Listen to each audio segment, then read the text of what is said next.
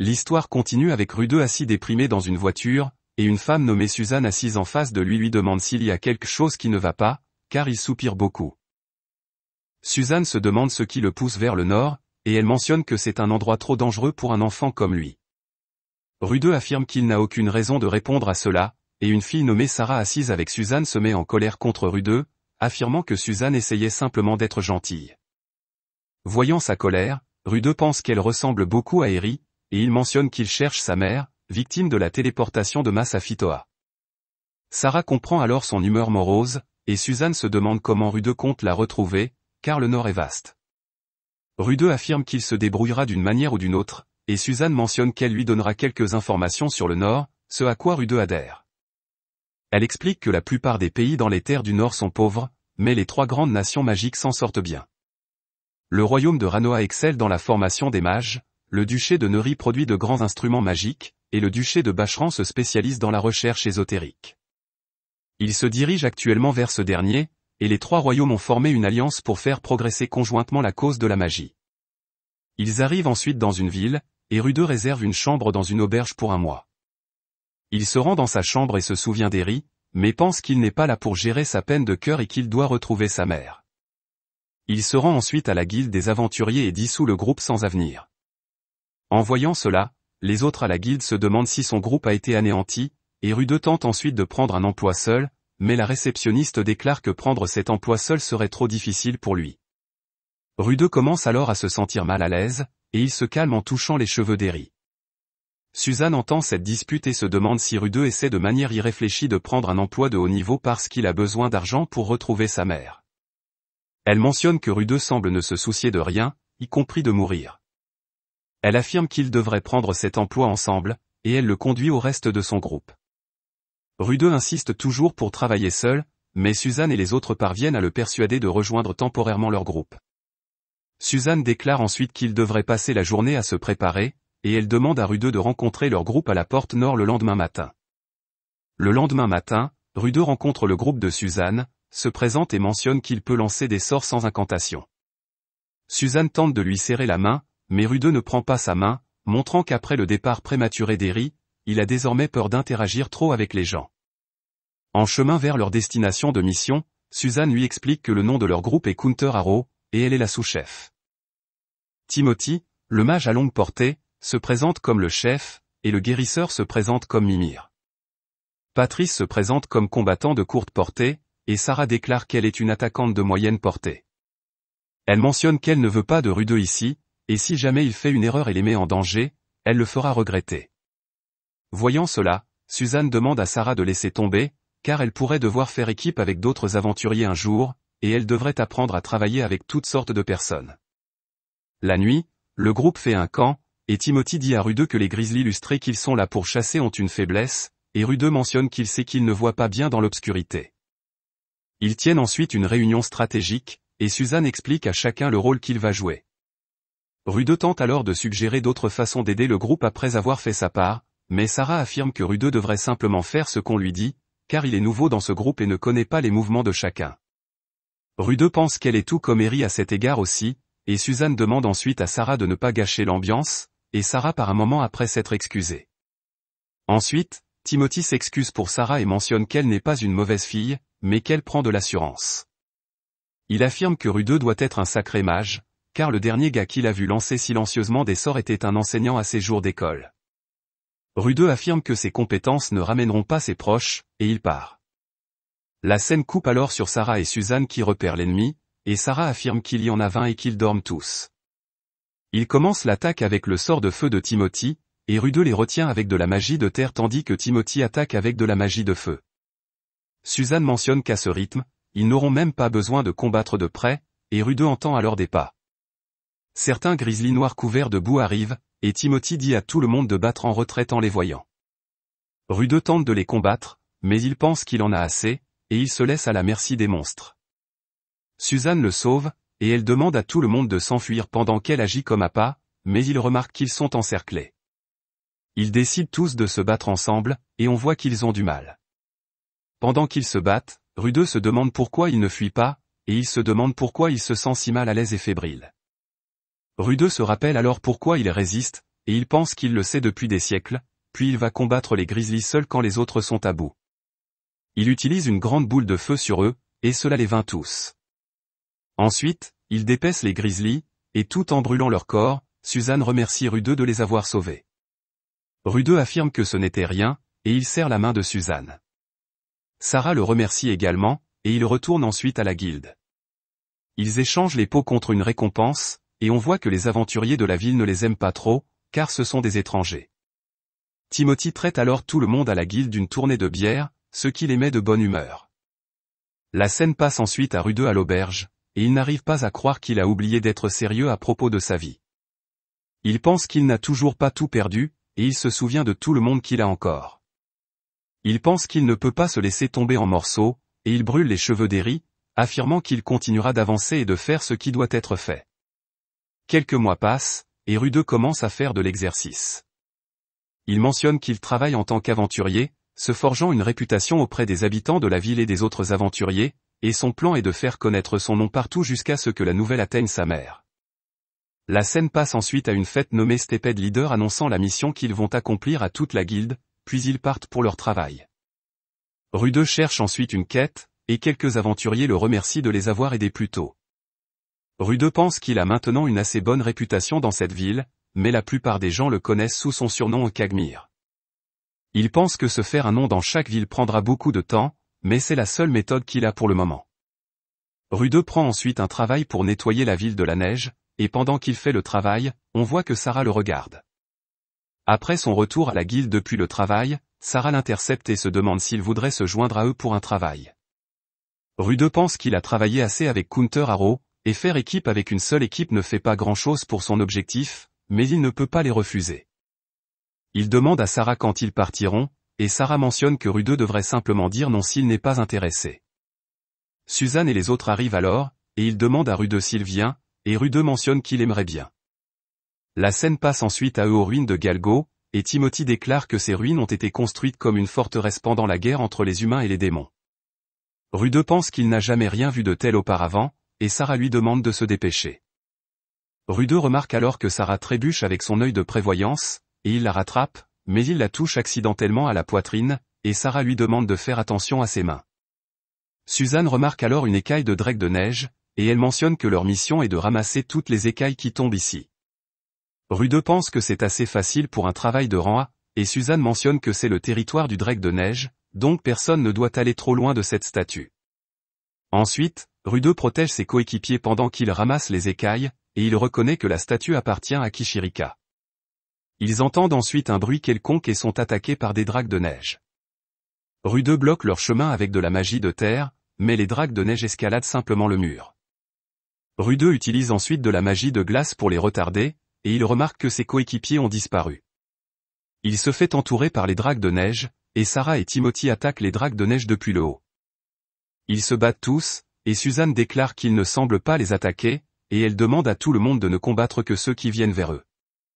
Le chef du groupe Steped Leader arrive alors et commence à abattre les drakes de neige, et voyant cela, Counter Arrow prend également l'offensive. Ensemble, ils parviennent à éliminer tous les drakes de neige, et le chef du groupe Steped Leader nommé Soldat Éclair donne un coup de poing à Timothy pour avoir essayé de voler leur proie. Suzanne lui dit qu'ils n'ont pas été informés qu'une autre équipe travaillerait ici. Soldat mentionne qu'ils l'ont annoncé devant toute la guilde, et Rude affirme que Soldat a dit quelque chose à propos d'exterminer une infestation de drakes de neige dans la grotte d'Ilbron. Suzanne mentionne que la grotte d'Ilbron est à une journée d'ici, et Timothy lui demande de se calmer. Il découvre alors que les profondeurs de la grotte d'Ilbron et les ruines de Galgo sont étrangement reliées, et des monstres de là-bas ont débordé dans cette grotte. Soldat découvre que Counter Arrow est ici pour une mission différente, et il s'excuse d'avoir frappé Timothy, mais il mentionne que ces drakes sont leur proie, alors il ne laissera que Counter Arrow en avoir un. Counter Arrow rentre ensuite après avoir pris leur récompense, et il célèbre. Sarah déclare que Rude a vraiment eu de la chance de survivre à une rencontre avec autant de monstres, et Rude mentionne que ce n'était pas de la chance, il a été sauvé par le reste d'entre eux. Sarah déclare que toute autre équipe l'aurait laissé derrière, et Rude la remercie pour son aide.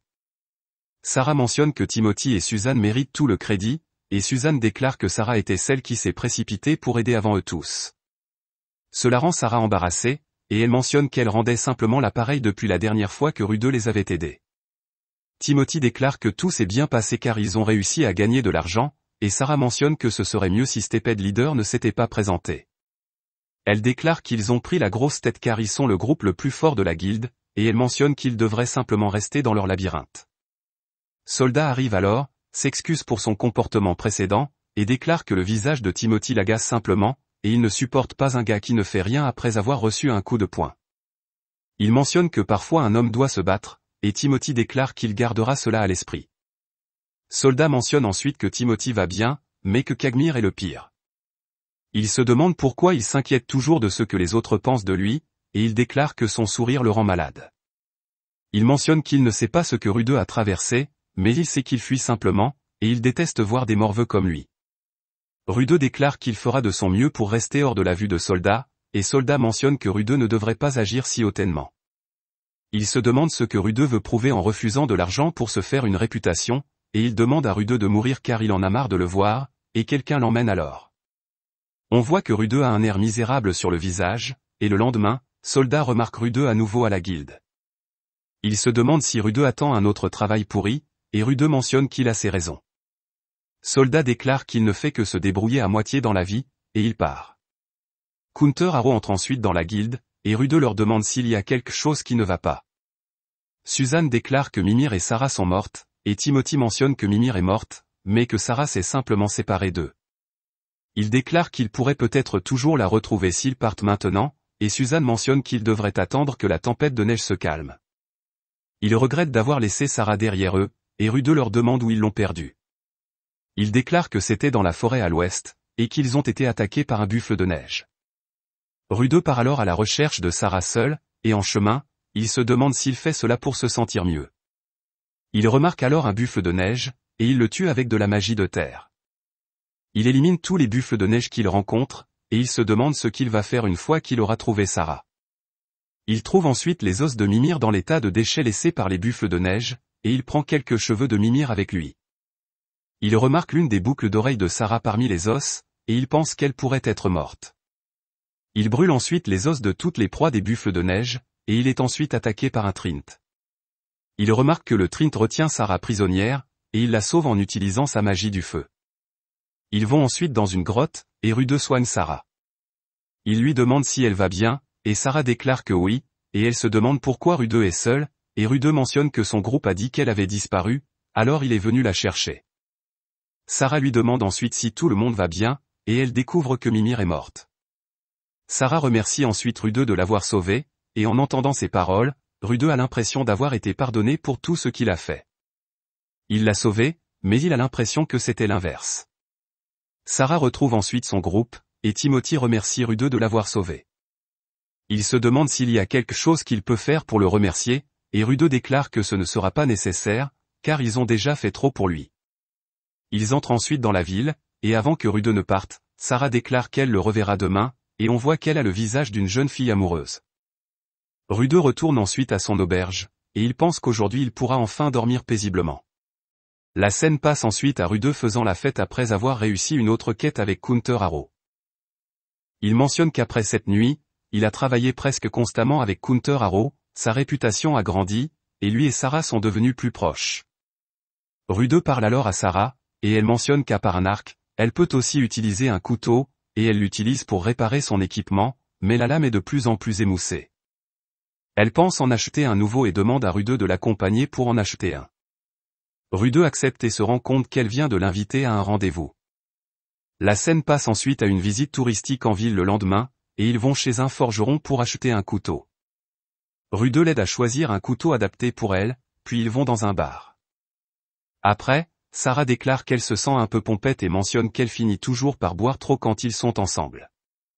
Elle affirme que c'est probablement parce qu'elle se sent en sécurité autour de Rude, et Rude se demande s'il devrait poser sa main sur elle. Il pense qu'il devrait le faire, car il est grand temps qu'il laisse son passé derrière lui, mais il change d'avis et propose d'escorter Sarah jusqu'à son auberge. Sarah déclare qu'elle aimerait parler un peu plus longtemps et se demande s'ils peuvent aller à l'auberge de Rude. Rude se demande ce qu'il devrait faire et décide de suivre le courant. La scène les montre ensuite dans la chambre de Rude, et Sarah demande à Rude de s'asseoir avec elle. Rude le fait, et Sarah le remercie de l'avoir sauvé ce jour-là et donne le feu vert à Rude. Ils commencent à s'embrasser et se déshabillent, mais Rude remarque qu'il n'a pas d'érection. Il pense que c'est pourquoi il se sentait bizarre ces derniers temps et se demande depuis combien de temps ça dure. Sarah dit alors à Rude qu'elle essayait simplement de le remercier de l'avoir sauvé et lui demande de ne pas se faire de fausses idées. Elle part en lui disant qu'il est le pire. La scène passe ensuite à Rude buvant dans une taverne tout en se lamentant sur ses soucis, et Soldat arrive. Il se demande pourquoi Rude est si abattu et l'insulte. Rude frappe alors Soldat et continue de le frapper, lui demandant pourquoi il essaie toujours de se battre avec lui. Il continue de le frapper et s'arrête en disant qu'il devrait simplement oublier car c'est la fin pour lui. Il mentionne qu'il se moque de ce qu'il pense de lui et se met à pleurer. Soldat s'excuse alors et mentionne qu'il est prêt à écouter ses problèmes et qu'ils trouveront une solution ensemble. Soldat découvre que Rude a été largué par une fille parce qu'il n'arrive pas à avoir une érection et lui demande s'il sait ce qui aurait pu causer cela. Rude explique qu'il y avait cette fille qu'il aimait, et ils ont couché ensemble, mais ensuite elle l'a quitté. Rude pleure se demandant pourquoi Eri l'a quitté, et Soldat déclare que maintenant qu'ils connaissent la cause, ils devraient remettre Rude en forme. Rude se demande comment, et Soldat lui dit de le lui laisser. Ils se rendent ensuite dans les quartiers de plaisir, entrent dans une maison close, et Rude choisit une fille nommée Elise qui ressemble un peu à Eri. Elle fait tout son possible pour l'aider, mais cela ne fonctionne pas. Elle mentionne que Rude semble avoir peur des filles et que cela pourrait marcher s'il connaît une femme qu'il ne craindra pas, quelqu'un qu'il sait ne le trahira jamais. Soldat se demande si Rude connaît quelqu'un comme ça, et Rude déclare qu'il ne sait pas. Élise affirme que de telles relations ne peuvent pas être précipitées, et Soldat déclare que Rude devrait simplement boire ce soir. La scène les montre ensuite quittant les quartiers de plaisir le matin, et Soldat mentionne que Rude ne devrait pas essayer de précipiter les choses. Il se demande si Rude est simplement allé un peu trop vite avec Sarah, et il mentionne qu'elle aurait peut-être été prête, mais peut-être qu'il avait besoin de plus de temps pour se préparer émotionnellement. Rude déclare que Sarah lui a dit que c'était seulement par obligation, et Soldat mentionne que cela ne peut pas être vrai, car elle semblait bien s'amuser avec Rude. Il déclare que Rude devrait la revoir, discuter et expliquer, et Rude mentionne qu'il ira la voir le soir ou le lendemain. Il déclare qu'il ne se soucie pas si cela ne fonctionne pas, et il mentionne qu'il ne veut pas d'une femme qui a l'apparence d'une enfant. Il déclare qu'une femme devrait avoir une poitrine comme Élise, et Soldat remarque que Sarah est juste derrière Rude et il essaie de l'arrêter, mais Rude continue de dénigrer Sarah. Sarah gifle alors Rude et lui demande de ne plus jamais la revoir, et elle part après avoir rendu le couteau que Rude lui a acheté. Rude tente de se tuer avec ce couteau, mais Soldat l'arrête et lui dit de la poursuivre et de s'expliquer. Rude déclare qu'il n'en a plus rien à faire, et Soldat pense que peut-être Rude devrait rentrer chez lui pendant un certain temps, mais il découvre que ses parents sont trop loin et se demande si Rude aimerait se joindre à leur groupe. Soldat déclare qu'ils vont dans le duché de Neury car un immense labyrinthe est apparu là-bas, et Rude se demande pourquoi il ferait même cette offre, car il est censé le détester. Soldat mentionne qu'il déteste le sourire effrayant de Rude et ses bonnes manières, mais maintenant il sait ce qui est dans son cœur. Il déclare qu'il peut comprendre pourquoi Rude agit de cette manière et qu'il n'a plus de raison de le détester. Rude pense alors que Soldat est beaucoup plus gentil qu'il ne le pensait, et il accepte de se joindre à lui. Par ailleurs, Elinalise surprend des hommes parler d'un mage nommé Rude qui a récemment tué un dragon, et cela suscite son intérêt. Elle leur demande plus d'informations à ce sujet. Les hommes mentionnent qu'ils n'en savent pas plus, et Elinalise déclare qu'elle leur permettra d'avoir une passe avec elle s'ils s'en souviennent. Les hommes mentionnent ensuite qu'ils ont entendu dire qu'ils se trouvent dans la 3e ville de Bacheran, appelée Pipin, et Elinalise pense qu'elle l'a enfin trouvé. La scène coupe ensuite sur Rude voyageant avec le groupe Steped Leader, et il repère des monstres pour eux. Il remarque une meute de grizzlies lustrés et mentionne qu'ils se dirigent droit vers eux. Le groupe Steped Leader se disperse alors, et Soldat demande à Rude de les soutenir. Rude utilise ensuite la magie de la terre pour piéger les monstres, et le reste du groupe les tue facilement. Un dragon rouge apparaît alors, et il réalise que les grizzlies fuyaient en réalité devant lui. Soldat demande alors à Rude comment il n'a pas pu remarquer le dragon, et Rude mentionne qu'il ne pouvait pas le voir à travers le nuage de neige soulevé par les grizzlies. Le dragon rouge tue ensuite certains membres du groupe, et Soldat ordonne à tout le monde de battre en retraite. Tout le monde se retire pendant que Rude distrait le dragon, puis Rude utilise la magie de la terre pour capturer et tuer le dragon. Tout le monde est surpris de voir cela, et la scène coupe ensuite sur eux dans une ville voisine. Certains membres du groupe disent que Rude est encore meilleur que ce qu'ils ont entendu, et Soldat mentionne que Rude devrait maintenant rejoindre leur groupe pour de bon. Rude déclare qu'il ne peut pas le faire parce qu'après s'être fait un nom dans ce pays, il déménagera dans un autre, car il doit encore chercher sa mère. La scène coupe ensuite sur Rude priant le slip de Roxy, et le lendemain, après avoir fait de l'exercice, il va chercher de la nourriture. Elinalise vient là et mentionne qu'elle a enfin suivi Rude. Rude pense qu'elle ne sonne aucune cloche et se demande ce qu'elle recherche. Elinalise se présente et mentionne qu'elle était autrefois dans le même groupe que Paul et qu'elle est aussi une amie de Roxy. Rude est surpris d'apprendre cela, et il lui demande où est son maître en ce moment. Elinalise déclare que cela peut attendre, et elle mentionne qu'elle a entendu dire que Rude avait réussi à abattre un dragon rouge tout seul. Rude déclare que le dragon était déjà sur ses dernières pattes, et Elinalise mentionne que Rude est plus viril qu'elle ne le pensait tout en touchant son torse. Elle tente ensuite d'embrasser Rude et remarque le pendentif que Sylphie lui a donné. Elle lui demande si cela lui a été donné par une elfe, et Rude déclare que oui, et Elinalise lui montre qu'elle a également un pendentif similaire. Elle recule ensuite, et Rude déclare qu'elle ne devrait pas le taquiner autant. Elinalise mentionne qu'elle ne taquine jamais les hommes et déclare qu'elle ne veut tout simplement pas devenir la belle-fille de Paul. Rude lui demande ensuite si elle a des affaires avec lui, et Elinalise déclare qu'elle lui apporte de bonnes nouvelles et lui dit que la mère de Rude est dans la cité labyrinthique de Rapan près du centre du continent de Begarit. Le lendemain, tout en faisant sa routine d'exercice quotidienne, Rude pense que voyager jusqu'à Rapan à pied lui prendra environ 1 an, et il décide de rester ici pour le moment, car c'est l'hiver en ce moment. Rude se rappelle qu'Elinalise lui a également dit qu'il n'a pas besoin de se presser, car les autres membres de son groupe, y compris Paul, pourraient déjà avoir atteint Begarit à l'heure actuelle. Il pense qu'il n'a rien à craindre si Roxy est là, et pendant une course, il remarque qu'Elinalise se livre au plaisir même tôt le matin.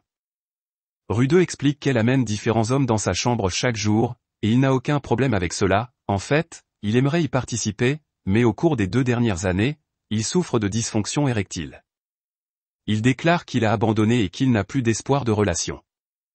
Il pense qu'il ne veut pas faire face à une autre trahison, et le lendemain, il remarque Soldat sortant de la chambre d'Elinalise. Soldat essaie de s'expliquer, mais Rude lui dit que cela ne le dérange pas, et il pense qu'Elinalise a déjà couché avec quelques autres gars dans le groupe de soldats. Quelques jours plus tard, Rude reçoit une lettre du vice-principal de l'université de magie de Ranoa, et après l'avoir lue, il découvre que l'université souhaite l'accepter en tant qu'étudiant spécial, car ils sont impressionnés par sa réputation actuelle.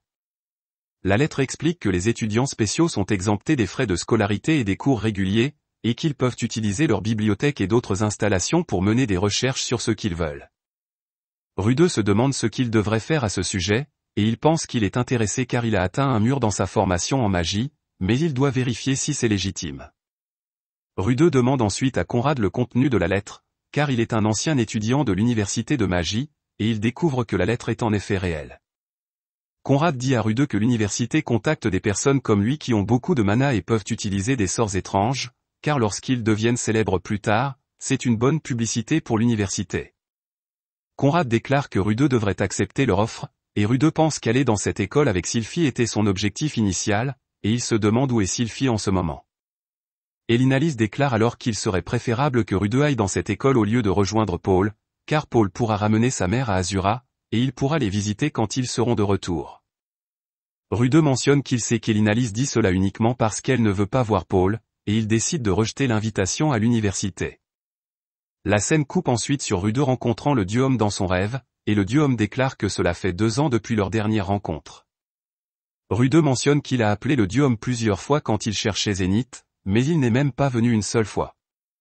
Le dieu homme déclare que ce n'est pas facile pour lui, et il mentionne que quelqu'un a finalement réussi à la trouver. Rude déclare qu'il n'avait aucune idée que son maître la cherchait aussi, et il pense qu'il a hâte de la voir. Le dieu homme se demande si Rude est sûr de vouloir que son maître le voie ainsi, car il n'a rien accompli depuis leur dernière rencontre, et même sa magie n'a pas beaucoup progressé. Le dieu homme mentionne que Rude devrait aller à l'université de magie, et se remettre en forme, et Rude se demande si c'est un autre conseil du dieu homme. Le dieu homme déclare que oui, et il mentionne que Rude devrait l'écouter cette fois-ci, car il le regrettera s'il va à Begarit. Rude se demande pourquoi, mais le dieu homme ne lui explique pas, et le dieu homme dit ensuite à Rude de s'inscrire à l'université de magie, et d'enquêter sur la téléportation de masse à Fitoalaba, et cela l'aidera à retrouver sa virilité et sa fierté. Rude se réveille ensuite et remarque qu'il est au lit avec Elinalise, mais il n'y a toujours aucune réaction de sa partie inférieure. Rude dit alors au revoir au groupe Steped Leader, et il part pour le royaume de Ranoa avec Elinalise. Après plusieurs jours de voyage, ils arrivent au royaume de Ranoa, et Rude demande à Elinalise de l'attendre pendant qu'il parle avec la personne qui a envoyé la lettre. Elinalise déclare qu'elle fréquentera l'université avec Rude, et Rude se demande si elle a un intérêt pour la magie. Elinalise déclare que non, mais qu'elle s'est développé un intérêt pour les garçons de son âge. Rude explique alors que pendant leur voyage, il a découvert qu'Elinalise est maudite et qu'elle mourra à moins de coucher régulièrement avec des hommes. La scène coupe ensuite sur leur rencontre avec un enseignant nommé Jonius à l'académie, et Jonius se demande si la présence de Rude ici signifie qu'il veut fréquenter leur académie. Rude déclare que oui, et qu'il aimerait accomplir un grand nombre de choses pendant son séjour ici.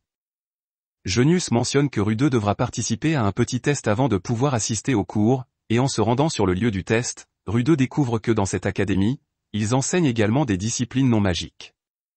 Rude arrive ensuite sur le site du test, et Jonius mentionne qu'il aimerait que Rude démontre ses compétences en lancer silencieux. Il précise qu'ils ont un autre lanceur silencieux ici, et il présente Rude à Fitz, qui est en réalité Sylphie déguisée en homme. Rude ne la reconnaît pas et se présente à Fitz.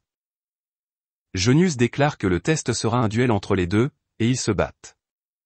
Rude utilise la magie perturbatrice pour perturber la magie de Fitz, et il parvient à le battre avec son sort suivant.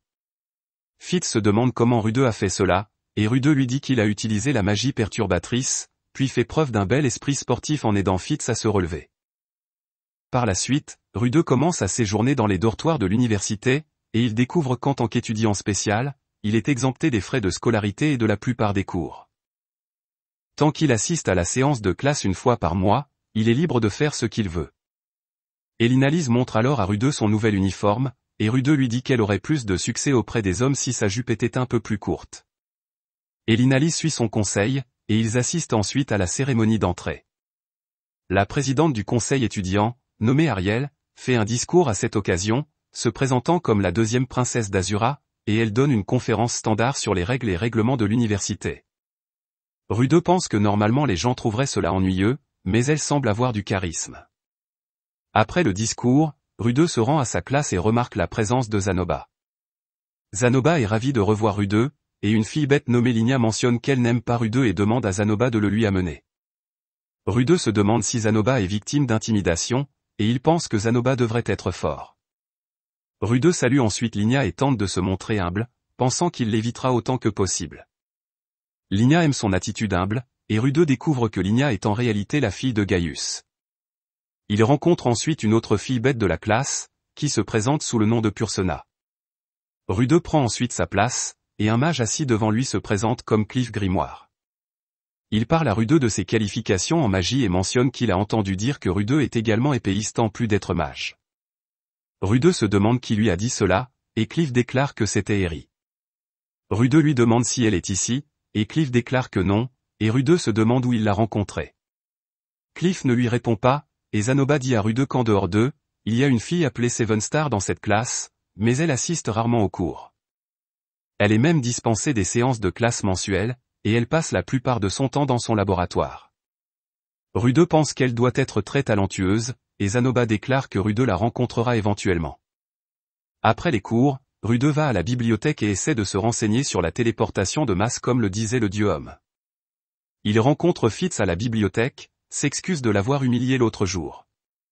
Fitz demande à Rude de ne pas s'inquiéter de cela et se demande ce qui amène Rude ici. Rude déclare qu'il est là pour enquêter sur la téléportation de masse, et Fitz se demande pourquoi. Rude déclare qu'il vivait autrefois dans la région de Phytoa, et que cette catastrophe l'a envoyé sur le continent des démons. Fitz est surpris d'entendre cela, et Rude déclare que cela lui a pris 3 ans pour revenir, et que sa famille a été retrouvée à ce moment-là, mais l'un de ses vieux amis semble toujours manquer. Fitz se demande si Rude est venu ici pour enquêter là-dessus, et Rude déclare que oui. Fitz recommande ensuite un livre à Rude pour l'aider dans ses recherches, puis part. Rude est heureux que Fitz ne lui en veuille pas, et il pense que c'est un gars formidable. La scène coupe ensuite sur Rude déjeunant avec Zanoba, et Zanoba déclare qu'il s'entraîne à sa magie de la Terre, et Rude mentionne qu'ils devraient fabriquer une figurine ensemble une fois qu'il sera installé. Un homme vient alors, et il essaie de parler à Rude. Rude se présente, et l'homme déclare qu'il a entendu parler de lui par Fitz et qu'il a également entendu dire que Rude est assez distrait. Rude se demande ce qu'il oublie, et l'homme s'en va après s'être présenté comme Luc Noto Grera. Rude pense que les Noto sont la branche de la famille de Paul, et cela doit en faire son cousin. Zanoba explique que Luc est issu des échelons supérieurs de la noblesse azurienne, et son véritable but ici est de protéger la princesse Ariel. Rude se demande pourquoi Ariel est ici en premier lieu, et Zanoba déclare avoir entendu dire qu'elle avait perdu sa lutte pour devenir l'héritière du trône et avait utilisé ses études comme prétexte pour fuir. Elle a amené Luc comme son chevalier, et il pourrait aussi être une assurance au cas où elle tenterait à nouveau de s'emparer du trône. Fitz est son autre garde du corps, et personne ne sait rien de lui, sauf qu'il est un elfe aux cheveux blancs. La scène coupe ensuite sur Rude revenant de la bibliothèque, et en se dirigeant vers les dortoirs, il attrape une paire de sous-vêtements tombant des dortoirs des filles. Une fille le remarque avec les sous-vêtements et crie qu'il y a un voleur de sous-vêtements ici, et toutes les filles des dortoirs entourent Rude. Fitz arrive alors et explique qu'il a laissé tomber ses sous-vêtements en les séchant, mais une fille nommée Goriade ne laisse pas partir Rude. Elle déclare qu'ils doivent faire un exemple de lui, et Fitz la menace pour la laisser partir. Après cela, Fitz s'excuse d'avoir mis Rude dans l'embarras, et Rude déclare que ce n'était pas de sa faute et le remercie pour son aide. Fitz déclare que n'importe qui aurait fait la même chose, et Rude pense que ce n'est pas vrai, et il pense que Fitz est vraiment un bon gars, et il l'appellera Sampé à partir de maintenant pour montrer son respect. Rude remercie ensuite Fitz à nouveau, et Fitz déclare que c'est vraiment étrange d'être remercié par Rude, et Rude se demande pourquoi. Fitz déclare qu'il ne dira pas, et cela fait battre le cœur de Rude. La scène se coupe alors que Rude fait son entraînement matinal quotidien, et il pense que la vie scolaire est assez monotone. Chaque jour, après son entraînement, il se rend dans sa chambre pour faire des exercices magiques, et il doit pratiquer la fabrication de figurines car Zanoba ne cesse de le supplier de lui enseigner cela. Ensuite, il prend le petit déjeuner avec Zanoba, et il mentionne qu'Elinalise passe du temps de qualité à l'école pendant la journée et plus hors de la ville la nuit. L'après-midi, Rude assiste à des cours de base en guérison et en magie de barrière, et lorsqu'il n'est pas en cours, il fait des recherches sur la téléportation à la bibliothèque. Il mentionne avoir parcouru de nombreux livres, mais comme la magie de téléportation est taboue, il n'a pas trouvé beaucoup de détails. Sa meilleure source d'information est le livre que Fitz a mentionné, et il indique qu'il commence à s'installer dans sa nouvelle vie, mais il n'y a toujours pas de mise à jour sur la maladie dont il souffre. La scène coupe ensuite à Rude faisant des recherches à la bibliothèque et Fitz le rejoint. Rude pense que c'est l'un des rares gars avec qui il s'entend, et il remarque que Fitz lit un livre sur la téléportation. Fitz mentionne qu'une personne qu'il connaît a également disparu dans cette catastrophe, mais il a récemment appris qu'elle est en vie. Fitz mentionne ensuite qu'il aimerait aider Rude à rechercher la téléportation de masse, et Rude déclare qu'il serait ravi d'avoir son aide. Il se serre ensuite la main, Rude commence à rougir, et il se demande s'il est attiré par les hommes. Il pense que cela ne peut pas être vrai, et après être sorti de la bibliothèque, Rude pense qu'il s'est rapproché de Fitz ces derniers temps, mais il y a beaucoup de choses qu'il ne sait pas sur lui. Rude demande ensuite à Fitz pourquoi il porte toujours des lunettes de soleil, et Fitz déclare qu'il a ses raisons, mais il ne peut pas les expliquer. Rude lui demande alors dans quelle partie du dortoir il vit, et Fitz lui dit qu'il vit dans le dortoir des filles car il protège la princesse Ariel. Rude se demande si cela ne pose pas de problème, et Fitz déclare qu'il a la permission. Rude demande ensuite à Fitz s'il lance des sorts en silence depuis son enfance, et Fitz déclare qu'il y a longtemps, son maître l'a sauvé, et il a commencé à apprendre de lui. C'est une personne incroyable, et il l'admire toujours. Rude pense qu'il aimerait rencontrer ce gars, et Fitz mentionne que cela ne fonctionnera pas, et il sourit. Rude se demande ensuite pourquoi son cœur s'emballe toujours quand il voit Fitz sourire, et il pense qu'il est sûr de ne pas pencher de ce côté-là. Fitz s'en va ensuite, et Rude pense qu'il a rencontré Fitz en suivant les conseils du dieu des hommes, et cela pourrait éventuellement le conduire à trouver un remède à sa maladie. La scène coupe ensuite à Zanoba demandant à Rude de lui enseigner à sculpter des figurines, et il se demande pourquoi Rude refuse toujours de commencer son enseignement alors qu'il lui a donné sa parole. Rude déclare que faire des figurines n'est pas la raison pour laquelle il est venu ici, mais il a repoussé Zanoba assez longtemps et décide de lui enseigner. Après quelques jours d'entraînement, Rude découvre que Zanoba n'a aucun talent pour la magie, et il mentionne qu'il devrait essayer autrement. Il montre à Zanoba comment sculpter des figurines à la main, mais Zanoba échoue également, car sa force surhumaine l'en empêche. Ensuite, Rude raconte cela à Fitz, et Fitz mentionne qu'il a une idée. Il déclare qu'il y avait un cas similaire dans la capitale Azuran, et il voulait faire quelque chose pour quoi il n'avait pas de talent. Ils ont fait appel à un esclave pour le faire à leur place, et Rude pense que cela pourrait fonctionner, et il décide de visiter le marché des esclaves avec Zanoba. Fitz déclare ensuite qu'il a aussi un peu de temps libre lors de sa prochaine pause, et réalisant ce qu'il veut, Rude lui demande de se joindre à eux, et Fitz accepte. Le lendemain, après les présentations, les trois se rendent dans une boutique d'esclaves. À l'intérieur du magasin, Fitz remarque que tous les esclaves sont nus, et Rude pense que Fitz pourrait être vierge s'il est gêné par cela. Fitz se demande comment Rude peut être d'accord avec cela, et Rude déclare que Fitz s'y habituera également après avoir eu de l'expérience. Fitz se demande si cela signifie que Rude a de l'expérience, et Zanoba mentionne que les guerriers ne leur sont d'aucune utilité, et ils ont besoin de quelqu'un doué en magie et habile de ses mains. Rude pense que les nains sont connus pour leur dextérité, et Fitz mentionne que Rude devrait choisir quelqu'un qui ne connaît pas la magie, s'il prévoit de l'enseigner. Rude se demande pourquoi, et Fitz mentionne que c'est parce qu'apprendre à lancer des sorts sans incantation est plus facile s'il commence jeune, et commencer vers 5 ans fait des merveilles pour la capacité de mana. Rude parle ensuite à un marchand révélant le type d'esclaves qu'ils veulent, et le marchand déclare qu'ils n'ont pas beaucoup de nains aussi jeunes. Il vérifie la liste et découvre qu'il a une fillette naine de 6 ans. Elle n'est pas en très bon état en raison de la malnutrition, mais la nourrir réglera cela. Elle ne peut pas parler humain et elle ne peut pas lire, et Rude demande à la voir. Il rencontre ensuite la fillette naine, et Rude essaie de lui parler, mais elle ne répond pas. Le marchand essaie de la fouetter, mais Rude l'arrête, et il mentionne qu'elle a le visage désespéré de quelqu'un qui veut mourir. Rude pense que ses yeux avaient aussi l'air pareil à un moment donné, et il avait tout abandonné. Rude demande ensuite à la fille si elle veut mourir, et il mentionne qu'il peut mettre fin à sa vie si c'est ce qu'elle veut, et il pense qu'il ne peut pas lui apporter le salut. Il peut l'acheter et lui donner un emploi, mais ce ne sera pas le salut. Il ne peut pas la sauver en la forçant à faire quelque chose contre sa volonté, et il demande à la fille de dire quelque chose.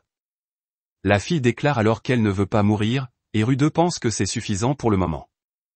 Il l'achète, et la scène se coupe alors qu'il la nourrit dans un restaurant. Il demande à l'enfant son nom, et elle lui donne un nom étrangement long, et Fitz explique que les nains n'ont pas de vrai nom avant l'âge de 7 ans.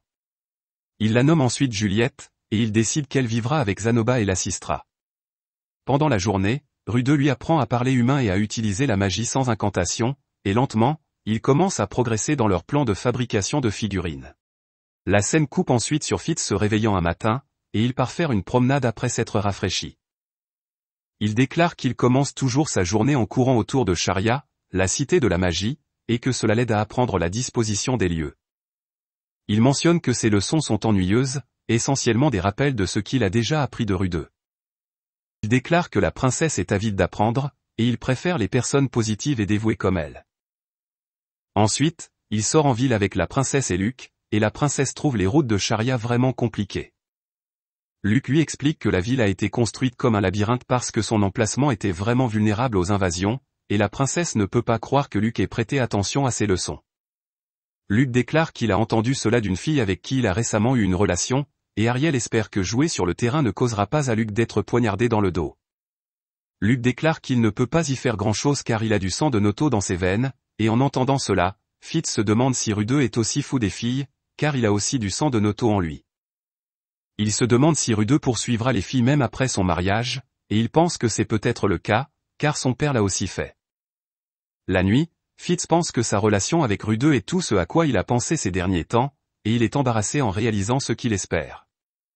Ensuite, Rude explique qu'un mois s'est écoulé depuis l'arrivée de Juliette, et il lui a assigné des exercices d'entraînement en tant qu'expérience. Il lui a permis de lancer une incantation pour commencer la journée, puis il lui a fait conjurer des morceaux d'argile sans parler, et elle a réussi à apprendre à lancer en silence en un mois. Il déclare que Juliette est une fille intelligente, et Zanoba semble bien s'occuper d'elle. Il mentionne que tous les esclaves sont marqués de sorts spéciaux pour les empêcher de s'échapper, mais Juliette n'est pas une esclave, elle est comme son apprentie. Un jour, Zanoba montre à Juliette la figurine de Ruiger, et il lui explique ce qui est si génial à ce sujet, et Rude demande à Zanoba ce qui est arrivé à la figurine de Roxy. Zanoba essaie de lui dire qu'il l'a laissée à Chiron, mais Rude ne le croit pas, et Zanoba déclare qu'il l'a avec lui. Rude lui demande de la sortir, et Zanoba lui montre la figurine. Rude remarque qu'elle est en morceaux et il demande à Zanoba de s'expliquer. Rude se met en colère en voyant une figurine ressemblant à son maître en morceaux, et Zanoba explique qu'il a perdu un duel contre Linia et Pursona, et ils ont misé chacun quelque chose de précieux. Il demande à Rude de lui pardonner, et Rude mentionne qu'il aurait dû lui dire cela plus tôt. On voit qu'il est toujours en colère, mais sa colère s'est déplacée vers les filles bêtes. Il pense que ces filles ne vont pas recevoir de clémence de sa part, et il déclare qu'il devrait leur donner une leçon. La scène coupe ensuite sur Rude confrontant les filles bêtes avec Zanoba, et elle réalise que Rude est là pour se battre. Elle mentionne que Zanoba devrait se venger lui-même au lieu d'impliquer ce premier année, et elle se demande s'il veut que son autre poupée soit également détruite. Zanoba essaie ensuite de les affronter, mais Rude l'arrête, et il demande aux filles bêtes si elles se groupent toujours comme ça. Il leur dit qu'elles ne peuvent rien faire seules, et il tente de les provoquer en combat, et Linia mord à l'hameçon. Elle attaque Rude, et Rude utilise de la saleté pour aveugler Pursona, et il demande à Zanoba de s'occuper d'elle. Rude bat ensuite facilement Linia, et il l'assomme. Pendant ce temps, il remarque que Zanoba poursuit Pursona, et il crée de la boue pour la faire trébucher, et il l'assomme également. Rude et les autres attachent ensuite les filles, et la scène coupe sur les filles se réveillant, et elles remarquent qu'elles sont attachées. Rude pense qu'il pourrait peut-être surmonter son problème d'érection avec cette opportunité, et il attrape le sein de Pursona, mais cela ne fonctionne pas du tout. Rude leur demande ensuite si elles savent pourquoi elles sont dans cette situation, et Pursona mentionne qu'elle ne se souvient pas avoir fait quelque chose. Zanoba leur montre ensuite la figurine de Roxy cassée, et elle se demande ce que cette poupée a à voir avec cela. Rude leur dit que cette poupée appartient au dieu qui l'a aidé à découvrir le monde extérieur, et elles l'ont réduite en morceaux. Il leur montre aussi la culotte de Roxy, et il leur demande si elles ont quelque chose à dire. Pursona déclare que c'est Linia qui a piétiné cette poupée, et les deux se disputent, se rejetant mutuellement la faute. Rude leur dit qu'elles sont toutes deux coupables, et ils se demandent comment ils devraient les punir, car la figurine qu'elles ont détruite est totalement réparable. La scène coupe ensuite sur Rude demandant des conseils à Fitz à ce sujet, et Fitz ne peut pas croire que Rude ait deux filles attachées dans sa chambre. Rude précise qu'il n'a rien fait de sexuel avec elles, et il déclare qu'il veut les punir d'une manière qui leur enseignera une leçon, le satisfera et ne laissera pas de rancune. Fitz déclare que c'est un problème délicat, mais il a quand même une idée. La scène coupe ensuite sur Rude retournant dans sa chambre, et il remarque que les filles se sont souillées, n'ayant pas d'autre choix car elles étaient attachées. Fitz et Rude s'occupent de leurs vêtements mouillés, et ils les détachent.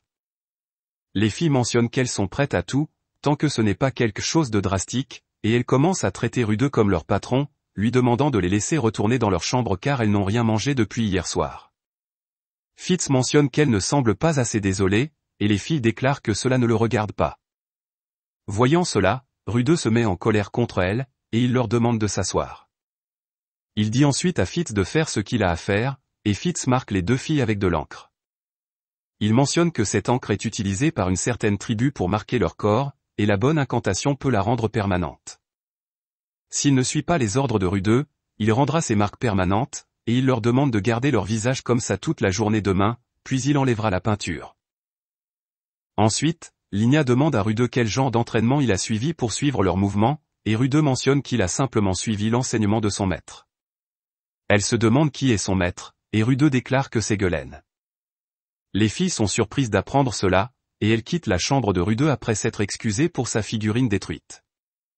Rude déclare ensuite que les filles auront des ennuis si quelqu'un d'autre connaît l'incantation pour rendre cette encre permanente, et Fitz déclare que c'était juste un mensonge, et que c'était juste de la peinture bon marché pour les cercles magiques. Fitz remarque ensuite le temple dans lequel Rude garde les sous-vêtements de Roxy, et il essaie de voir ce qu'il y a à l'intérieur, mais Rude l'arrête. Il mentionne que Fitz ne peut pas voir cela, et il lui dit qu'il peut regarder tout le reste. Fitz vérifie ensuite le lit de Rude en s'y allongeant, et elle se demande si Rude veut voir tout son visage. Rude déclare qu'il le veut, mais Fitz mentionne qu'il ne peut pas le lui montrer, car il a l'ordre de la princesse Ariel de le garder caché, et il part. Ensuite, Rude a l'impression qu'il n'y aurait pas de retour en arrière s'il avait vu le visage de Fitz juste maintenant. La scène coupe ensuite à Rude, Linia et Pursona faisant du bruit en classe, et Cliff se fâche contre eux pour cela, mentionnant qu'ils ne devraient pas venir en classe s'ils vont simplement s'amuser. Rude s'excuse auprès de lui, et la scène coupe à Cliff voyant Elinalice sur son chemin de retour vers les dortoirs, et elle capture son cœur. Ensuite, Rude remarque quelques gars battant Cliff, et il s'enfuit quand il les confronte, car ils connaissent sa réputation en tant que bourbier. Rude demande à Cliff s'il va bien, et Cliff le remercie. Rude pense qu'il pensait que Cliff allait se mettre en colère contre lui, et il se demande pourquoi il le déteste en premier lieu. Quelques jours passent, et un jour, Cliff parle à Rude en privé. Il lui dit qu'il y a une fille qu'il aime, et Rude se demande ce qu'il veut dire. Cliff lui dit que c'est Elina-Lise, et il lui parle de toutes les choses qu'il aime chez elle. Rude ne peut pas croire qu'il en est tombé amoureux, et Cliff explique que ces gars qui le battaient hier propageaient des rumeurs scandaleuses sur Elina-Lise, disant qu'elle passerait une nuit avec n'importe quel garçon de l'école. Il a essayé de les arrêter, et Rude pense qu'il ne mentait pas. Il se demande pourquoi Cliff lui dit cela, et Cliff déclare qu'il veut qu'il les lui présente, car il sait que les deux se connaissent. La scène coupe ensuite à Rude informant Fitz de toute la situation et lui demandant conseil. Il mentionne qu'il n'est pas sûr de présenter les deux, et Fitz demande à Rude ce qu'il ressent pour cette fille. Rude déclare qu'il n'a rien contre elle, mais il ne sortirait jamais avec elle. Fitz mentionne que simplement parce que Rude ne la voit pas de cette façon, cela ne signifie pas que Cliff ne le fera pas non plus, et il déclare qu'il peut comprendre ce que Cliff ressent, car il a lui aussi quelqu'un qu'il aime. Il mentionne que Rude devrait les présenter parce que c'est difficile quand on peut voir quelqu'un, mais qu'on ne peut pas lui dire ce qu'on ressent. Rude déclare que cela pourrait causer des problèmes plus tard, et Fitz mentionne que ce sera à eux de le comprendre. La scène coupe ensuite à Rude présentant Cliff à Elina-Lise, et il mentionne que Cliff voulait faire sa connaissance, alors il l'a amené. Cliff demande à Elina-Lise de considérer une relation personnelle avec lui, et Elina-Lise parle à Rude en privé, pensant qu'il est là pour prostituer ses aînés. Rude explique à Elina-Lise ce qui se passe, et Elina-Lise pense qu'un gars sérieux comme lui pourrait être un problème. Elle mentionne qu'elle ne peut pas rester avec un seul gars à cause de sa malédiction, et Rude déclare qu'elle devra simplement le repousser. Rude quitte ensuite les deux seuls, et plus tard, il remarque que Cliff et Elina-Lise agissent amoureusement dans la salle de classe. Il est surpris de découvrir qu'ils sont devenus un couple, et Elina-Lise mentionne que la proposition de Cliff était si virile qu'elle a fait battre son cœur plus fort.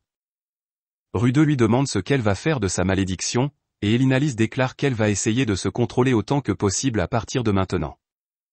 La saison change ensuite à l'automne, et Rude explique que les hommes et les femmes bêtes se battent en duel à l'automne, et les gagnants dirigent leur famille. Il mentionne que c'est leur forme d'une demande en mariage, et ils sont en chaleur.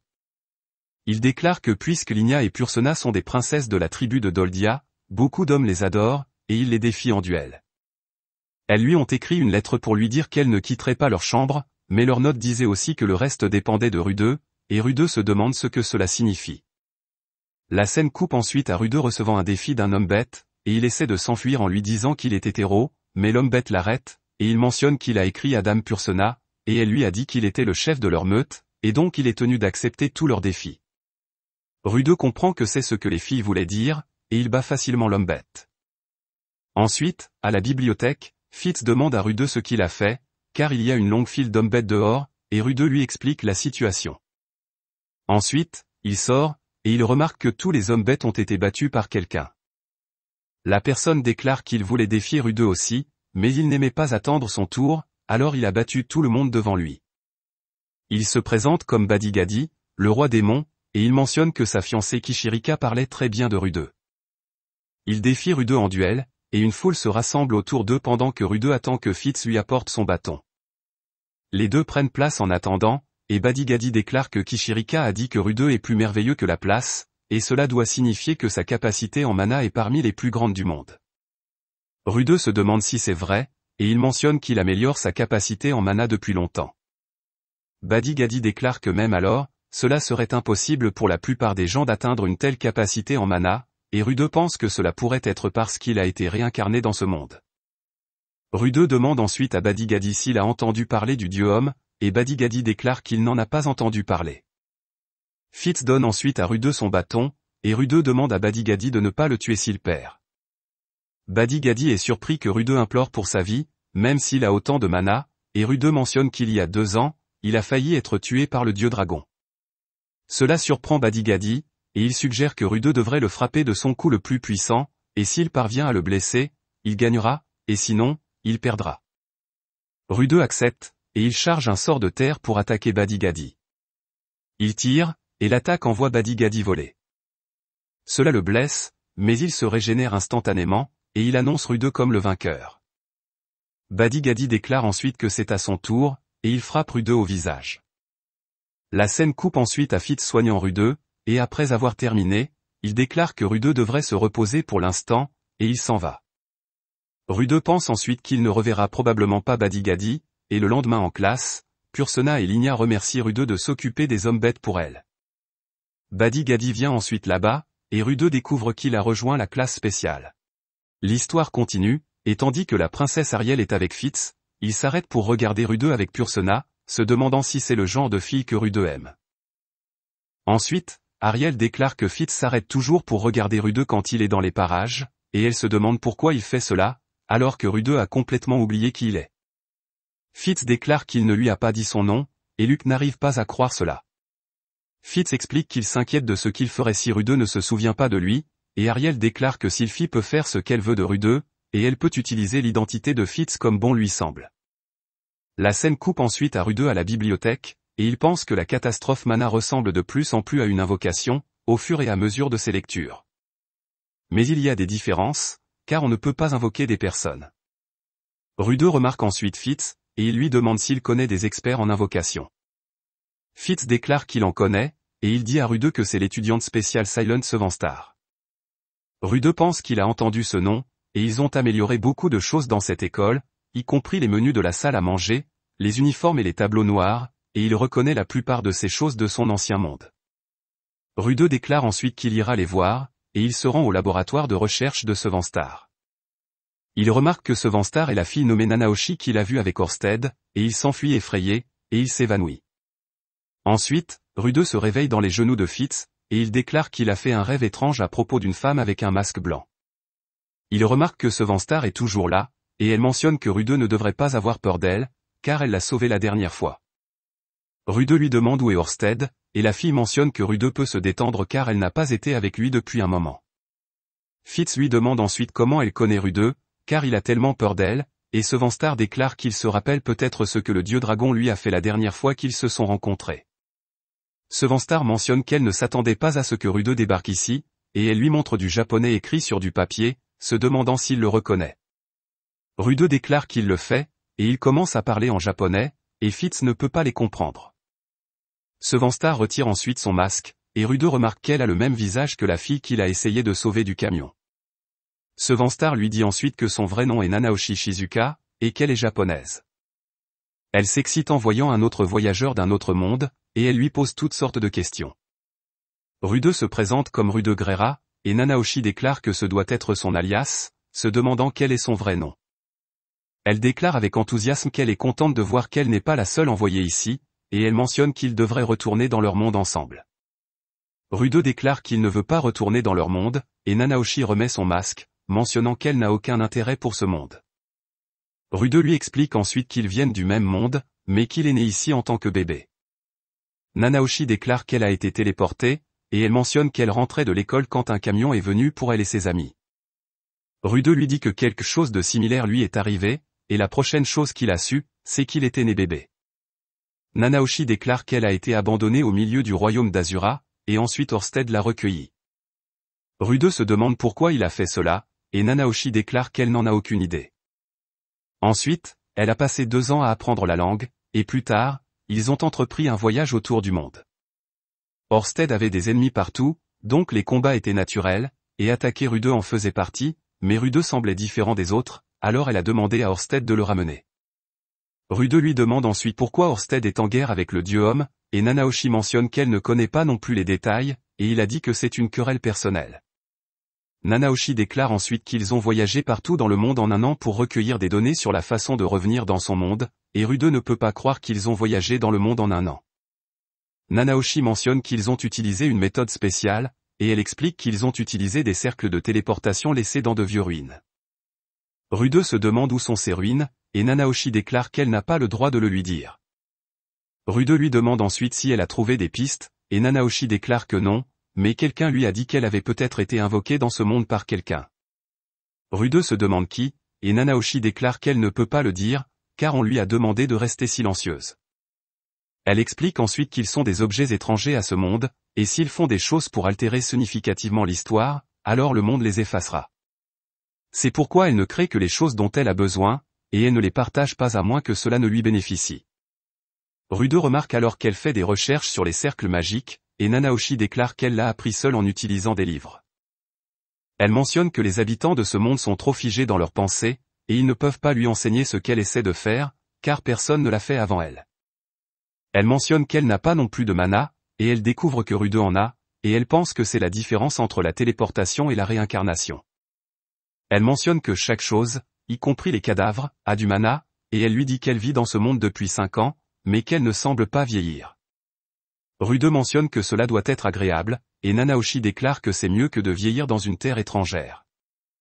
Nanaoshi mentionne que c'est son histoire, et elle se demande si Rude lui fait confiance maintenant. Rude déclare qu'il le fait, et Nanaoshi mentionne qu'il devrait faire un marché dans ce cas.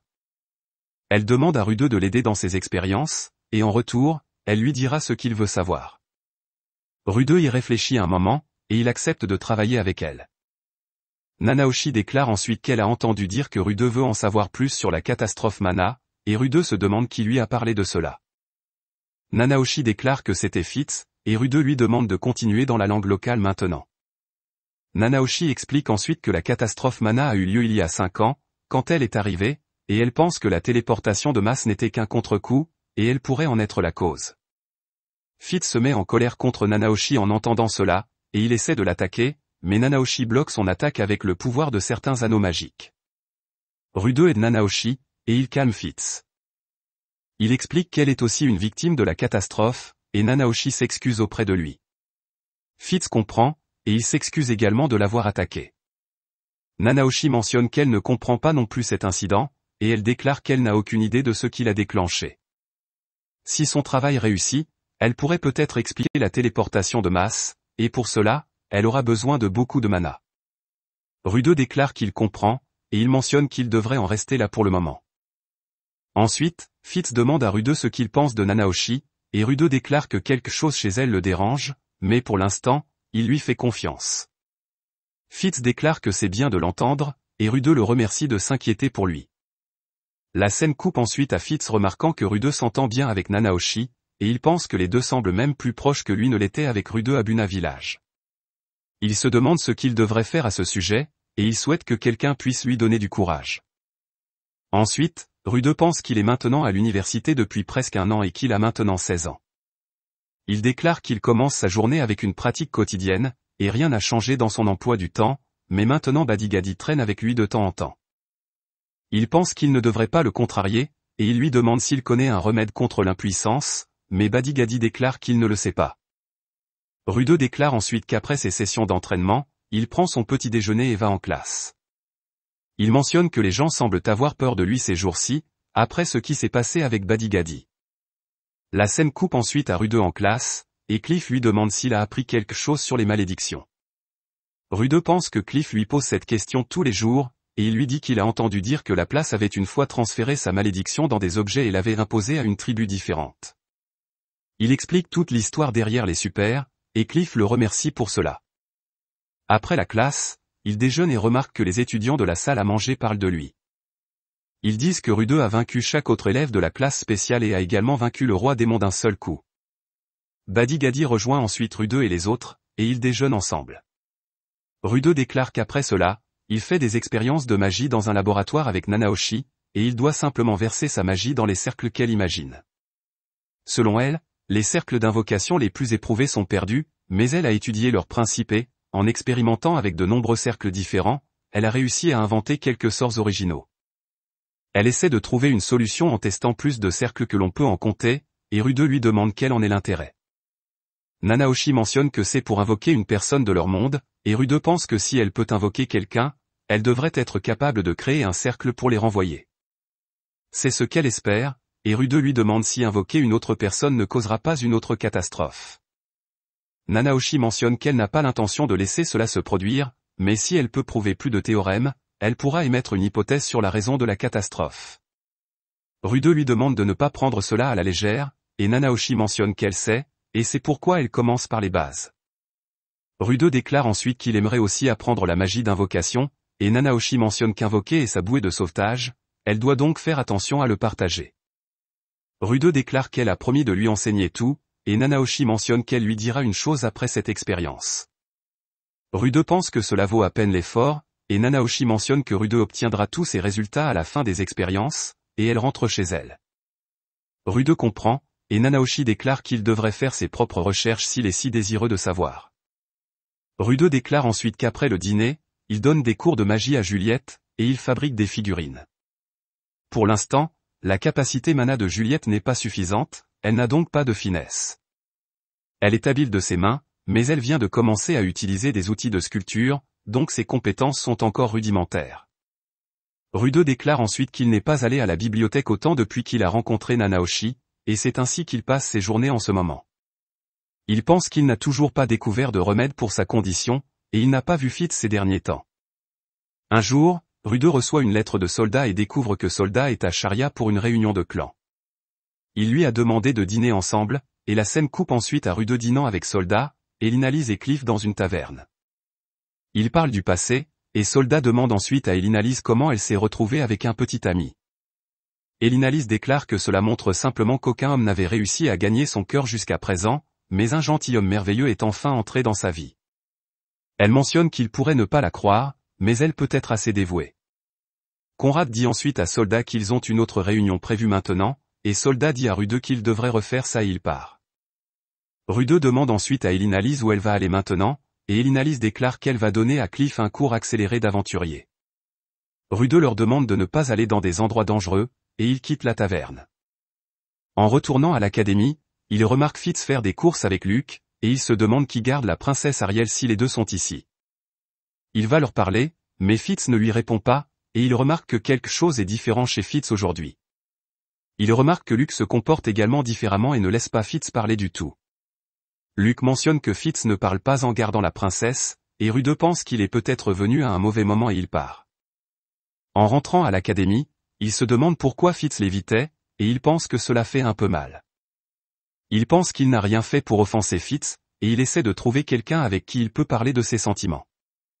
Il remarque que Zanoba n'est pas là, et Linia et Pursena ne seront pas de bons interlocuteurs, et Nanaoshi a déjà les mains pleines avec ses recherches. Ne trouvant personne à qui parler, Rude va à la bibliothèque pour lire un livre, et il remarque Fitz là-bas. Il remarque que Fitz est comme d'habitude, et il parle normalement avec lui, et il demande à Fitz pourquoi il l'a ignoré plus tôt. Fitz déclare qu'il n'est pas autorisé à parler quand il est de service, car les gens ne le prennent pas au sérieux car sa voix sonne enfantine. Il mentionne que c'est particulièrement vrai lorsqu'il garde la princesse, et Rude déclare qu'il ne l'a pas vue avec lui. Fitz déclare qu'elle était dans un magasin à proximité, et Rude s'excuse de lui avoir parlé à un moment inopportun. Il pense ensuite que la personne qu'il a rencontrée dehors aurait pu être la princesse Ariel déguisée en Fitz, et elle l'a évité parce qu'une conversation aurait pu l'exposer. Il pense que cela doit être ça, et il en reste là. Ensuite, dans sa chambre, Rude essaie de faire une figurine de Fitz, et il sculpte accidentellement des seins. Il est gêné, et il pense qu'il ne peut pas arrêter de penser à Fitz. Il réalise qu'il est tombé amoureux de lui, et plus tard, il remarque Fitz qui passe devant lui avec la princesse, et il ne peut pas croire qu'il est amoureux d'un homme. Plus tard, Rude va voir le vice-principal Jonius pour lui demander des informations sur Fitz, mais Jonius déclare que ses supérieurs lui ont demandé de ne pas parler de Fitz. Rude demande ensuite sur le genre de Fitz, et Jonius mentionne qu'il est masculin. Rude pense qu'il n'a pas pu trouver grand-chose, et il semble que quelqu'un mette la pression sur le vice-principal. La scène coupe ensuite à Rude à la bibliothèque, et il se demande ce qu'il va faire si Fitz s'avère être une femme. Fitz arrive alors, et cela surprend Rude, et il tombe avec Fitz. Après avoir touché Fitz, Rude découvre que Fitz est en réalité une fille, et Fitz nie cela et elle part. Rude pense ensuite que Fitz est vraiment une fille, et il remarque qu'il y a une réaction de ses parties viriles. Rude se demande pourquoi Fitz veut cacher son genre, et il pense qu'il la traitera comme un homme si c'est ce qu'elle veut. Il pense que Fitz a certainement la clé pour guérir sa dysfonction érectile, mais il ne peut pas devenir plus intime avec elle pour le moment. Il remarque ensuite que ses parties viriles se sont calmées une fois de plus, et il pense que sa guérison est encore loin d'être complète. Le lendemain, Rude se demande comment il peut se guérir complètement, et il croise Luke. Luke déclare qu'ils doivent parler de Fitz, et Rude lui dit qu'il ne sait rien. Luke lui demande s'il en est sûr, et Rude déclare qu'il n'a aucune intention de s'opposer à aucun d'entre eux. Il ne connaît pas l'identité de Fitz, et Luke se demande pourquoi il est prêt à feindre l'ignorance pour eux. Rude déclare qu'il a rompu ses liens avec les Noto et les Boréas, et il a peur de défier Luke, et il s'enfuit en disant qu'il devrait en rester là. Il pense qu'il a décidé de ne pas causer de problème à Fitz, mais ce n'est pas facile. Ensuite, Ariel invoque Fitz, et on voit qu'elle sait que Rue 2 a découvert que Fitz est une femme. Elle mentionne que malgré cela, il refuse de révéler son identité, et cela doit signifier qu'il veut bien faire les choses par Fitz. Ariel déclare qu'elle admire sa dévotion, et elle se demande ce que Fitz va faire à ce sujet. Elle mentionne qu'elle n'importe pas gagner lentement Rue 2 à leur cause, mais elle doit parler car il n'y a eu aucun progrès au cours des 6 derniers mois. Elle déclare qu'elle en a assez d'attendre et elle demande à Fitz de révéler sa véritable identité à Rue 2. Fitz n'est pas sûr de cela, et Ariel lui dit qu'elle ne devrait pas hésiter pour elle. Elle mentionne que Fitz peut la quitter si elle a trouvé ce qu'elle veut faire, et Fitz déclare que ce serait trahison. Ariel déclare que non, et elle se demande ce que Fitz veut faire maintenant. Fitz déclare qu'elle veut être avec Rue 2, mais si jamais il ne se souvient pas d'elle, alors elle ne s'en remettra jamais. Ariel mentionne qu'elle devrait réfléchir à cela, et Luc déclare que simplement se révéler en tant que Sylphie semble être la meilleure solution. Il pense que Rue 2 pourrait l'avoir oublié, puisqu'il ne l'a pas encore rappelé, et Ariel lui demande si elle a des souvenirs forts avec Rue 2. Fitz lui raconte le souvenir de Rue 2 le sauvant et tous deux essayant de prendre un bain ensemble, et après Ariel demande à Fitz quel genre de relation elle veut avoir avec Rue 2. Fitz révèle alors ses fantasmes sexuels à la princesse Ariel, et Ariel déclare qu'elle a un plan, mais sa réussite dépendra entièrement de Fitz. Si elle échoue à ce plan à cause de ses nerfs, elle utilisera son autorité pour lui interdire tout contact ultérieur avec Rue 2. Fitz comprend, et Ariel lui explique le plan. La scène passe ensuite à Fitz parlant avec Rue 2 seule, et elle mentionne qu'elle veut lui demander un service. Elle lui dit qu'un autre noble a vanté le garde du corps de la princesse Ariel, et ils ont dit qu'avec seulement une équipe de 4 personnes, leur garde pouvait obtenir une fleur qui ne pousse que profondément dans la forêt de Haye. Rue 2 pense qu'elle pourrait parler de la fleur frise-fringe, et Fitz déclare que la princesse Ariel leur a dit que Fitz pouvait le faire avec un groupe encore plus petit. Rue 2 déclare qu'il demandera à quelques aventuriers de faire à Fitz une offre pour cette fleur, et Fitz mentionne que cela ne serait pas correct, car la princesse Ariel perdrait la face si elle était découverte. Rue 2 suggère alors quelques options de plus, mais Fitz n'aime aucune d'entre elles. Elle suggère que Rue 2 devrait l'accompagner pour obtenir cette fleur, car ce serait facile pour eux deux.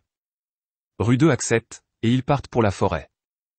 Alors qu'ils sont dans la forêt, Rue 2 brûle un chemin à travers la neige pour qu'ils puissent marcher, et il demande à Fitz de rester à l'affût des menaces. Fitz lui demande ensuite à propos de sa baguette, et elle déclare que c'est incroyable. Rue 2 mentionne qu'une noble qui l'a tutoré le lui a offert pour son 10e anniversaire, et Fitz lui demande s'il peut la lui prêter, car elle veut l'essayer. Rue 2 la lui donne, et pendant que Rue 2 marche devant, Fitz utilise une bague magique pour faire apparaître des nuages de pluie au-dessus d'eux. Rue 2 remarque cela, et Fitz lui dit qu'il devrait s'arrêter quelque part, mais Rue 2 déclare qu'il peut régler cela en un rien de temps. Rue 2 essaie de dissiper les nuages, mais Fitz les ramène avec un sort utilisant la baguette de Rue 2, et Fitz pense qu'elle a emprunté la baguette pour que Rue 2 ne puisse pas l'utiliser, mais cela l'a finalement aidé. Il commence alors à pleuvoir, et Rue 2 mentionne qu'il y a une grotte au-dessus, et ils y vont. Rue 2 pense alors que les nuages se sont déplacés trop rapidement lorsque la pluie est arrivée, et il pense que quelqu'un pourrait leur avoir jeté un sort. Il remarque que Fitz est tendu, et il pense qu'elle a peut-être aussi réalisé cela. Rue 2 sèche ses vêtements, et il remarque que Fitz tremble de froid à cause de ses vêtements mouillés. Il agit comme un gentleman, et il dit à Fitz de sécher ses vêtements pendant qu'il ferme les yeux. Fitz ne fait rien, et Rue 2 se demande si elle voudrait qu'il crée une pièce privée pour elle. Il déclare qu'il peut également quitter la grotte, et il essaie de partir, mais Fitz l'arrête. Rue 2 déclare qu'elle attrapera froid comme ça, et Fitz mentionne qu'il a raison. Elle déclare que d'une manière ou d'une autre, elle ne peut pas enlever ses vêtements, et elle demande à Rue 2 de la déshabiller. Rue 2 commence à le faire, et il mentionne qu'il sait que Fitz est une femme. Fitz déclare qu'elle le sait, et elle lui demande de lui enlever ses vêtements. Rue 2 lui enlève ses vêtements un par un, et il pense qu'il a déjà vu ses oreilles rougissantes quelque part auparavant. Il pense qu'une situation similaire s'est déjà produite une fois, puis Rue 2 enlève les lunettes de soleil de Fitz. Après avoir vu son visage, il lui demande si son vrai nom est Sylphie, et Fitz déclare que oui. Sylphie serre alors Rue 2 dans ses bras et pleure. Rue 2 pense qu'elle est toujours une pleurnicheuse, et Sylphie lui dit qu'elle l'aime et lui demande de ne plus jamais la quitter. Rude se demande comment il n'a pas pu la reconnaître jusqu'à présent, et il pense que ses impressions de Fitz et de Sylphie étaient tout simplement trop différentes. Contrairement à Sylphie, Fitz était trop pondéré, et il pense que s'il ne lui dit pas maintenant ce qu'il ressent, elle s'en ira à nouveau. Il pense qu'il ne veut plus de regrets, et il dit à Sylphie qu'il l'aime aussi. Il l'embrasse alors, et il tente d'aller plus loin avec elle, mais il remarque que ses parties viriles ne répondent pas à ce développement soudain. Par la suite, Rude s'excuse auprès de Sylphie, mentionnant qu'il est comme ça depuis 3 ans. Il s'excuse de l'avoir embarrassée, mais Sylphie lui demande d'arrêter, car elle n'a pas honte. Rude remercie ensuite Sylphie pour le pendentif qu'elle lui a fabriqué, et elle est contente que Rude l'ait avec lui. Rude lui demande ensuite pourquoi elle se déguise en garçon, et Sylphie explique à Rude toute l'histoire sur la façon dont elle a été téléportée au palais royal et comment elle a rencontré la princesse Ariel. Elle mentionne qu'après leur arrivée à l'académie de magie de Ranoa, elle a vu le nom de Rude sur la liste des nouveaux étudiants potentiels, et cela l'a rendue heureuse. Elle a été surprise lorsque Rude ne l'a pas reconnue, et Rude s'excuse, mentionnant que Sylphie aurait dû dire quelque chose plus tôt. Sylphie déclare qu'elle n'a pas pu rassembler le courage, et Rude s'excuse d'avoir pris une année entière pour réaliser cela. Rude remarque ensuite son sourire, et il obtient une réponse de ses parties viriles, pensant que grâce à Sylphie, il est en voie de guérison. Les deux se rendent à l'université, et Sylphie déclare qu'elle va partir maintenant car elle a des affaires à régler, et Rude espère la voir plus souvent maintenant. Sylphie déclare qu'elle aimerait ça, et Rude s'en va. Sylphie souhaite alors avoir un remède pour guérir Rude, et la scène la montre racontant tout à la princesse Ariel et à Luc. Ariel rit en découvrant que Rude est là pour guérir son impuissance, pensant qu'elle pourrait avoir sous-estimé Rude. Luc dit qu'il y a des moments où un homme ne peut tout simplement pas s'en empêcher, et il est sûr que Rude n'a pas échoué à faire l'amour à Sylphie par choix. Il mentionne qu'il comprend maintenant pourquoi Rude a été docile tout ce temps, et sa manière et ses expressions ont maintenant du sens pour lui. Il déclare que Rude est peut-être venu ici en dernier recours, et Ariel s'excuse pour son commentaire précédent. Luc demande ensuite à Sylphie si elle veut guérir Rude, et Sylphie déclare que Rude a eu un choc horrible, alors elle veut faire tout ce qu'elle peut pour lui. Luc lui dit qu'il a quelque chose pour elle dans ce cas, et il va chercher quelque chose. Pendant ce temps, Ariel raconte à Sylphie quelques techniques pour mettre un homme d'humeur, et Luc revient, mentionnant que ces techniques ne fonctionneront pas car Sylphie n'a pas le physique pour les charmes féminins, ce qui surprend Sylphie. Luc lui montre alors un aphrodisiaque, le même que celui offert autrefois à Rude par Eri. Il mentionne que cela a été fabriqué autrefois à Phytoa, mais la méthode et le lieu de sa production ont été perdus en raison de la téléportation de masse. En raison de cela, son prix actuel est de plus de 100 pièces d'or, et il avait prévu de le vendre en cas de besoin de fonds en cas d'urgence. Il le donne à Sylphie, et Sylphie hésite à le prendre en raison de sa valeur, mais Luc la convainc. Il mentionne que tout homme qui boit cela perdra tout contrôle, et Sylphie devrait en boire elle-même si elle craint de ne pas pouvoir suivre. Ainsi, sa première fois ne sera pas aussi douce qu'elle l'avait imaginé, et Sylphie le remercie. Ariel donne ensuite à Sylphie 2 pièces d'or, mentionnant que c'est son argent de poche pour le mois. Elle souhaite bonne chance à Sylphie, et Sylphie la remercie. La scène montre ensuite Sylphie se rendant dans la chambre de Rude la nuit, et elle lui dit qu'elle est là pour passer la nuit. Rude est surpris d'entendre cela, et ils prennent tous les deux place. Rude lui demande ce qu'elle a avec elle, et Sylphie déclare que c'est quelque chose pour célébrer leur retrouvaille. Rude apporte ensuite des verres, et ils boivent tous les deux le vin que Sylphie a apporté avec elle. Ils parlent des vieux temps, et Sylphie montre ensuite l'aphrodisiaque à Rude. Elle mentionne que c'est un médicament pour soigner Rude, et Rude pense l'avoir déjà vu. Sylphie dit à Rude de le boire, et Rude le fait sans hésitation. Sylphie retire ensuite sa veste et mentionne que Rude n'a pas à se retenir une fois que cela fera effet. Sylphie boit un peu de l'aphrodisiaque également, et tous deux commencent à ressentir de la chaleur. Rude l'emmène ensuite au lit, et ils font l'amour l'un avec l'autre. Le lendemain matin, Rude se réveille seul dans son lit, et il se souvient que c'était l'aphrodisiaque que le marchand de Roa vendait. Il remarque du sang sur ses draps et devient triste en voyant que Sylphie n'est pas là. Il pense qu'elle doit avoir une garde, et Sylphie vient dans sa chambre. Elle mentionne qu'elle est simplement allée remercier la princesse Ariel et Luc pour hier, et elle déclare qu'ils sont tous les deux ravis. Rude la serre alors dans ses bras, et Sylphie lui dit qu'elle ne va nulle part. Rude touche ensuite sa poitrine et remarque qu'il a été guéri. Il pleure et remercie Sylphie. La scène montre ensuite Rude rencontrant la princesse, et Ariel lui demande ce qui l'amène ici. Rude déclare qu'il a entendu dire que la princesse a aidé Sylphie à guérir sa maladie, et il lui demande s'il peut faire quelque chose pour elle. Luc mentionne qu'il pensait que Rude fuyait les luttes de pouvoir entre les nobles Azurans, et Rude déclare que c'est vrai, qu'il ne veut pas être impliqué dans la politique du pouvoir, mais si sa chère Sylphie est déjà prise dans cette lutte, alors cela change la donne. Ariel déclare que Rude recevra avec joie son soutien, et elle se demande ce que Rude prévoit de faire maintenant. Rude mentionne qu'il a le devoir de retrouver des membres de sa famille perdus lors de la téléportation de masse, alors il ne peut pas partir pour Azurat tout de suite. Ariel déclare que ses affaires peuvent attendre jusqu'à ce que Rude ait résolu les siennes, et elle se demande si Rude va simplement laisser Sylphie derrière lui pour retrouver sa famille maintenant qu'il a été guéri de son impuissance. Rude mentionne qu'il va l'épouser, et Sylphie est surprise d'entendre cela. Ariel lui demande ce qu'elle va faire, et Sylphie demande à Rude de prendre bien soin d'elle. Rude lui demande la même chose, et Ariel déclare que Sylphie n'a pas besoin de se déguiser en homme si elle va être la femme de Rude. Elle déclare qu'en échange, elle va utiliser la réputation de Rude, et Rude peut également utiliser son nom. Rude comprend, et Sylphie rend ses lunettes de soleil à la princesse Ariel. Sylphie et Rude remercient ensuite Luc et la princesse, marquant ainsi la fin de la première partie. Merci de regarder, la deuxième partie sera sur ma chaîne dès sa sortie, alors restez à l'écoute. N'oubliez pas de liker et de partager la vidéo si vous l'avez appréciée, et assurez-vous de cliquer sur le bouton d'abonnement et d'activer la cloche de notification pour continuer à recevoir de nouvelles mises à jour sur les récapitulatifs d'anime.